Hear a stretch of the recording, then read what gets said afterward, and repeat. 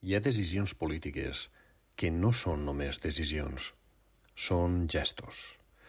I hi ha gestos que quan es fan des del centre del poder modifiquen la forma mateixa del món. La retirada dels Estats Units de desenes d'organismes internacionals no és un moviment administratiu ni tan sols una estratègia geopolítica més. És una retirada de la idea de món compartit. Durant dècades, amb totes les contradiccions, hipocresies i fracassos, el multilateralisme havia funcionat com una ficció necessària.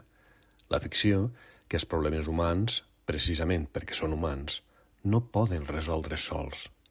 Que el clima, la fam, la guerra, la salut, la desigualtat o la migració no admeten solucions domèstiques. Que cal asseure's, parlar, pactar, cedir, que cal, en definitiva, reconèixer l'altre. Quan una potència decideix abandonar aquest espai perquè els considera inútils, ideològics o contraris a la seva sobirania, el que diu és una altra cosa, que ja no reconeix l'altre com a interlocutor necessari. Que el món deixa de ser un espai compartit per convertir-se en un camp de forces. Això té conseqüències que van molt més enllà de les sigles.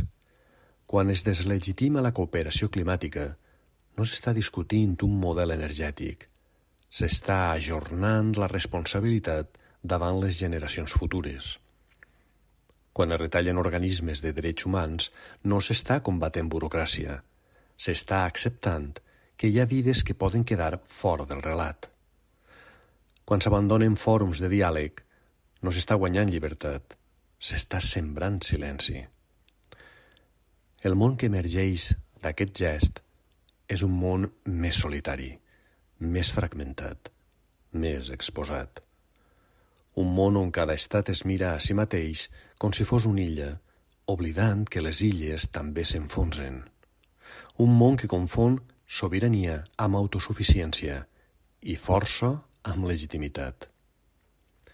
Europa ho lamenta, diuen, i és cert, però lamentar no és suficient.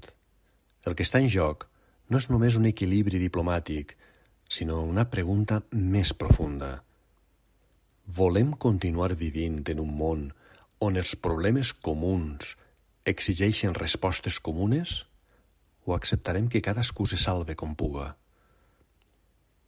Potser el moment actual no demana grans discursos, sinó una obstinació discreta. Continuar cooperant encara que els altres se'n vagin. Continuar investigant encara que ens diguin ingenus. Continuar cuidant els espais comuns encara que s'ensorren les bastides. Fer del multilateralisme no una bandera, sinó una pràctica humil i persistent. Perquè quan el món es retira de si mateix, quan renuncia a pensar-se com a comunitat, el que queda no és més llibertat. El que queda és un buit. I els buits, tard o d'hora, sempre s'omplin, i no sempre del millor.